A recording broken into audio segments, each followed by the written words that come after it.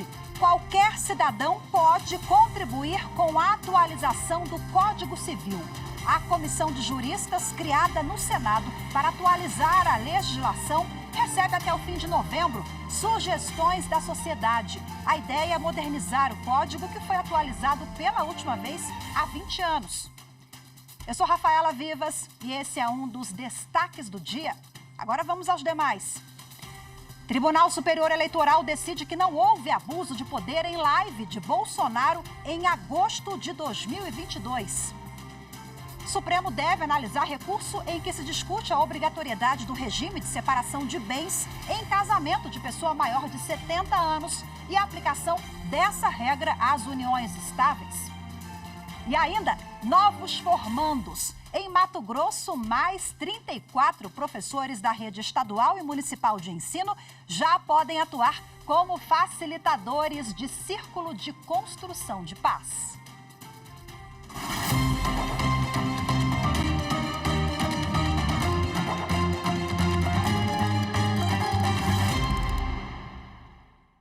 O Supremo Tribunal Federal deve iniciar hoje a discussão em plenário sobre a obrigatoriedade da separação de bens em casamento de pessoas com mais de 70 anos. O julgamento tem repercussão geral reconhecida para que o entendimento firmado seja acompanhado em processos semelhantes em todas as instâncias da Justiça. A repórter Carolina Chaves traz as informações. No julgamento, o Supremo Tribunal Federal vai decidir se é constitucional o regime da separação obrigatória de bens num casamento de pessoas com mais de 70 anos e a aplicação dessa regra às uniões estáveis. A ação em que o debate teve origem diz respeito a um inventário em que se discute o regime de bens a ser aplicado a uma união estável iniciada quando um dos cônjuges já tinha mais de 70 anos. A primeira instância considerou aplicável o regime geral da comunhão parcial de bens e reconheceu o direito da companheira de participar da sucessão hereditária com os filhos do falecido, aplicando tese fixada pelo Supremo de que é inconstitucional a distinção de regimes sucessórios entre cônjuges e companheiros. A decisão foi reformada pelo Tribunal de Justiça de São Paulo. O TJ aplicou à união estável o regime da separação de bens, conforme prevê o Código Civil. Para o TJ, a intenção da lei é proteger a pessoa idosa e os herdeiros de casamentos realizados por interesses econômico-patrimoniais. No STF, a companheira pretende que seja reconhecida a inconstitucionalidade do trecho da legislação e seja aplicada à sua união estável o regime geral da comunhão parcial de bens. Ao se manifestar pela repercussão geral do tema, o ministro Luiz Roberto Barroso ressaltou a relevância do assunto. Do ponto de vista social, a definição do regime de bens produz impactos diretos na organização da vida da sociedade brasileira. Sob o aspecto jurídico, tem relação com a interpretação e o alcance de normas constitucionais que asseguram especial proteção às pessoas idosas. E da ótica econômica, a tese a ser fixada vai afetar diretamente os regimes patrimonial e sucessório de maiores de 70 anos. A Procuradoria-Geral da República enviou ao Supremo Tribunal Federal o pedido de homologação dos primeiros 3 acordos de não persecução penal firmados com réus que respondem por incitação no caso dos atos antidemocráticos de 8 de janeiro. Os réus confessam os crimes cometidos e concordam em pagar multas. Um vai pagar R$50 mil e os outros 2, R$5 mil. Também se comprometem a cumprir obrigações, como prestação de 300 horas de serviços à comunidade, participação em curso sobre democracia e proibição de manter contas em redes sociais abertas. Bom, além da homologação nos termos, o Ministério Público Federal solicita que o relator das ações penais determine a revogação das medidas cautelares aplicadas aos réus, que incluem o uso de tornozeleira eletrônica. Se forem homologados pelo Supremo, os acordos seguem para a Justiça Federal em primeira instância, situada na cidade de cada réu, para acompanhamento do seu cumprimento. O Tribunal Superior Eleitoral decidiu que não houve abuso de poder na live de Bolsonaro em agosto de 2022. Por unanimidade, os ministros entenderam que não ficou comprovado que transmissão tenha ocorrido nas dependências do Palácio do Planalto. A reportagem é de Evne Araújo. A ação foi ajuizada pelo Partido Democrático Trabalhista contra o ex-presidente Jair Bolsonaro e o ex-ministro Braga Neto por abuso de poder político e conduta vedada durante a campanha eleitoral de 2022. O PDT alegou que houve desvio de finalidade de bem público pelo fato de Bolsonaro ter realizado uma live nas dependências do Palácio do Planalto, inclusive com intérprete de Libras, custeada pelo erário. Todos os ministros do Tribunal Superior Eleitoral acompanharam o voto do relator e corregedor-geral da Justiça Eleitoral, ministro Benedito Gonçalves. O colegiado entendeu que não ficou comprovado que a transmissão tenha ocorrido nas dependências privativas do Palácio do Planalto, nem que serviços de intérprete de Libras custeados pela União tenham sido utilizados na live. Não foi comprovado que a live de 18/8 do ano passado tenha sido realizada nas dependências privativas do Palácio do Planalto, uma vez que a. Não consta dos autos registro documental a esse respeito. B. O local da transmissão não foi mencionado durante a live. C. O cenário em que é realizada a transmissão não permite notória associação ao citado bem público. A vice-presidente do TSE, ministra Carmen Lúcia, acompanhou o voto do relator, mas acrescentou algumas observações sobre o caso. A ministra ressaltou a dificuldade de lidar com conceitos novos introduzidos na legislação. Nós temos realmente, nestes casos, como o das lives, que são os 3 casos, a dificuldade de ter conceitos novos que são introduzidos depois da legislação, porque estes atos são todos públicos, ou que são dados a públicos. Uma live realmente não pode ser considerada privada, até porque a gente não tem o controle de qual público que ela atinge. O presidente da Corte Eleitoral, ministro Alexandre de Moraes, considerou que não há na ação prova robusta de que o Palácio do Planalto sediou a live. Ele observou que no episódio discutido, o então presidente e candidato à reeleição não exibiu símbolos da República nem tentou se utilizar do cargo para obter votos ou influenciar as eleições. Não há nessa live, além do fato de... Eu repito que me parece o principal, nem há prova de que foi no Palácio do Planalto, mas não há a tentativa de utilização de um poder extra, ou seja, de demonstrar que era o presidente da República utilizando o cargo, o poder do cargo para obter votos ou para tentar aqui com maior gravidade influenciar no pleito eleitoral. O Superior Tribunal de Justiça decidiu que comprador de área degradada também responde pelo dano ambiental. A reportagem é de Liamara Mendes. Sob o rito dos recursos repetitivos em julgamento do tema 1204, a primeira sessão do STJ definiu que as obrigações ambientais possuem natureza próprio terreno, ou seja, que acompanham a coisa, esteja com quem estiver, sendo possível exigi-las à escolha do credor, do proprietário ou possuidor atual, de qualquer dos anteriores ou de ambos, ficando isento de responsabilidade o alienante cujo direito real tenha cessado antes do dano causado, desde que para ele não tenha concorrido direta ou indiretamente. O entendimento já estava consolidado na súmula 623, redigida com base na jurisprudência do STJ, segundo a qual a obrigação de reparação dos danos ambientais é próprio terreno. Isso porque a lei que dispõe sobre a política agrícola vigora para todos os proprietários rurais, ainda que eles não sejam responsáveis por desmatamentos anteriores. De acordo com a relatora, ministra Suzete Magalhães, o atual titular que se mantém inerte em relação à degradação ambiental, ainda que pré-existente, também comete ato ilícito. Ela ressaltou que a legislação atribui expressamente caráter ambulatorial à obrigação ambiental, ao dispor que elas têm natureza real e são transmitidas ao sucessor de qualquer natureza, no caso de transferência de domínio ou posse do imóvel rural. Ainda segundo a relatora, o titular anterior do direito real que tenha causado dano se sujeita à obrigação ambiental, porque a responsabilidade civil nesse caso também é solidária. Dessa forma, é permitido ao demandante dirigir a ação contra o antigo proprietário ou possuidor, contra os atuais ou contra ambos. A seguir, comissão de juristas criada no Senado para atualizar o Código Civil recebe sugestões da sociedade até o fim de novembro. As informações em instantes, voltamos já.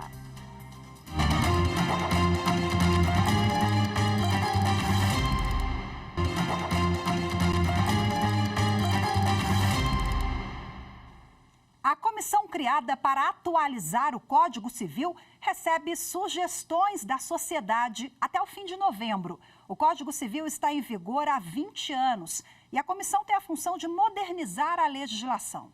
Acompanhe na reportagem de Carolina Chaves. Atualmente, o Código Civil tem 2.046 artigos que regulam várias situações da vida, desde o nascimento, casamento, contratos, constituição de empresas, até a repartição de patrimônio após a morte estão previstos no Código.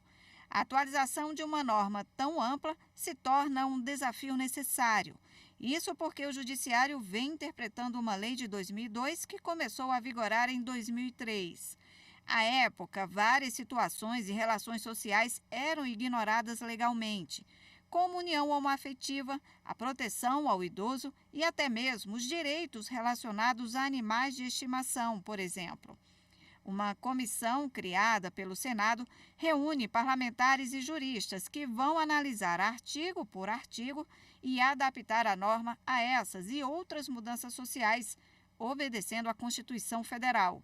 Com isso, a expectativa é que muitos temas que hoje são regulamentados com base em interpretações do Judiciário sejam consolidados e incluídos na nova regra. Evidentemente que há uma série de coisas que precisam ser revistas, inclusive também as relações familiares, o conceito de família, atualmente, já inclusive em função de decisões judiciais do Supremo Tribunal Federal, que impõe de fato uma reflexão sobre essa atualização.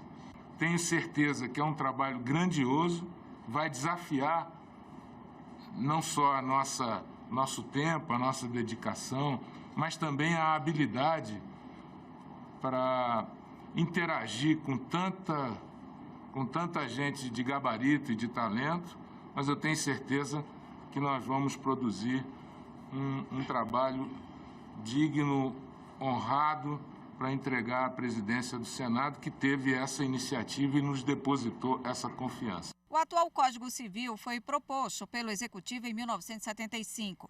Demorou quase 30 anos para ficar pronto e entrar em vigor em 2003. E desde então, a sociedade muda de forma cada vez mais acelerada. Muitas dessas mudanças são frutos do avanço da tecnologia, que introduziu novos costumes e desafios. Mas essa mesma tecnologia também pode ajudar. O advogado Roberto Figueiredo acredita que o avanço digital permite desburocratizar a aplicação da legislação e incluir novas formas de resolver conflitos.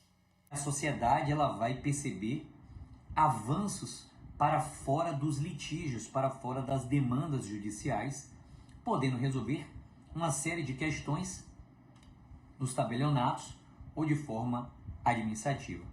Portanto, para além da modernização do direito digital, eu acredito que haverão avanços para a sociedade com a inclusão desses dois outros temas aí.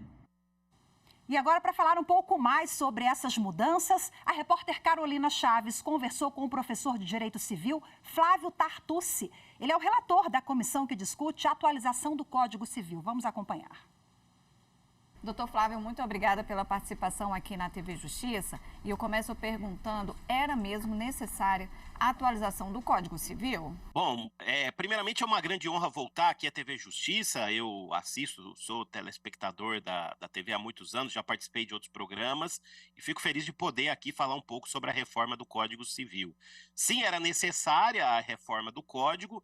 O projeto original, como já se dizia na doutrina, já nasceu velho, porque ele é da década de 70, né? Ele foi retomado e acabou entrando em vigor em 2003, e é necessária a reforma para a atualização de vários institutos e para a adaptação do Código Civil às novas tecnologias, né? Esses são cernes principais aí do projeto de atualização. Agora, como está composta essa comissão da reforma? Bom, nós temos na comissão 36 membros, presidência do ministro Luiz Felipe Salomão, vice-presidência do ministro Marco Aurélio Belize, né, os dois do Superior Tribunal de Justiça, são 2 relatorias, uma relatoria minha e a relatoria também da professora Rosa Neri, e nós temos a comissão dividida em 8 grupos de trabalho, né? Então, parte geral, obrigações e responsabilidade civil, contratos, direito das coisas, direito de família, direito das sucessões, direito de empresa e novas tecnologias. E é uma comissão muito abrangente, né, com juristas de todo o Brasil, professores, advogados, juízes, membro do Ministério Público, também é uma comissão que procurou aí ter homens e mulheres, né, uma comissão que é plural e que, sem dúvida alguma, traz experiências diferentes sobre o Código para uma reforma efetiva.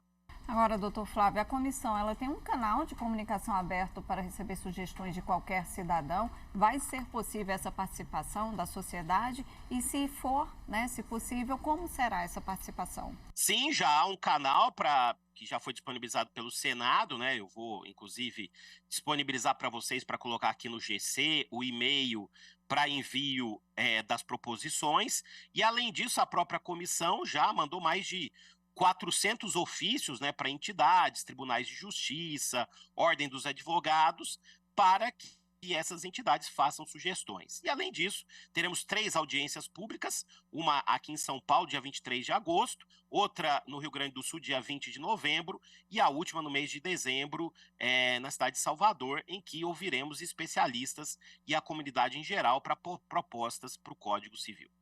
Doutor Flávio, o Código Civil tem essa flexibilidade para sofrer atualizações? Olha, essa pergunta é muito importante e a resposta é sim. O Código de 2002, a partir da doutrina de Miguel Reale, que foi o seu grande idealizador, ele está baseado em 3 princípios: eticidade, valorização da ética; socialidade, valorização da função social dos institutos, ou funcionalização dos institutos; e operabilidade, né, com a adoção de um sistema aberto de cláusulas gerais. Então, como o Código já adota um sistema aberto, é perfeitamente possível a gente incluir aí, seguindo esses princípios, novos regramentos adequados à realidade atual.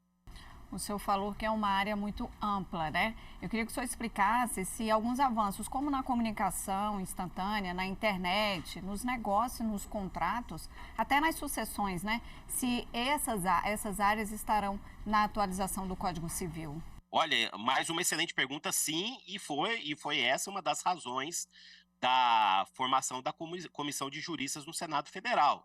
Nós teremos aí a inclusão de um capítulo próprio do direito digital, com conceitos fundamentais, e ao longo do Código Civil, desde a sua parte geral, né, com tratamento dos direitos da personalidade na internet, passando pelos livros, né, então, contratos digitais, responsabilidade civil das redes sociais, direito de família, né, quer dizer, você fazer os atos formais pela internet, né, os atos formais familiares, e chegando até a herança, até o direito das sucessões, com o tratamento da herança digital. A ideia é que nós tenhamos propostas de inclusão em praticamente todos os livros do Código Civil sobre o direito digital. Doutor, serão 180 dias de trabalho até a apresentação do anteprojeto, né, de atualização do Código Civil. Queria saber do senhor se esse prazo ele pode ser estendido. Bom, nesse momento nós já apresentamos na última reunião no Senado Federal o plano de trabalho. O plano de trabalho está sendo cumprido aí pelos grupos, com elaborações de textos, reuniões, as audiências públicas, e a ideia é que em dezembro cada um dos subgrupos apresente aí as suas propostas, né, os seus textos de lei. Em janeiro e fevereiro, os relatores gerais, no caso eu e a professora Rosa Neri, a gente deve fazer a condensação do trabalho para nossa votação em janeiro e fevereiro.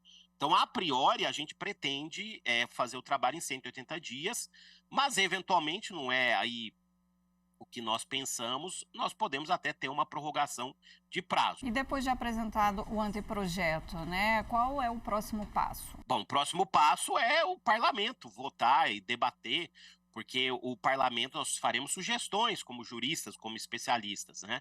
O debate democrático ocorre no parlamento, né? Ok, doutor Flávio, é isso. Muito obrigada mais uma vez pela participação aqui na TV Justiça. Muito obrigado, foi uma honra e eu continuo assistindo aí a excelente programação da TV Justiça. Muito obrigado. A seguir, novos formandos. Em Mato Grosso, mais 34 professores da rede estadual e municipal de ensino já podem atuar como facilitadores de círculo de construção de paz. As informações em instantes, voltamos já.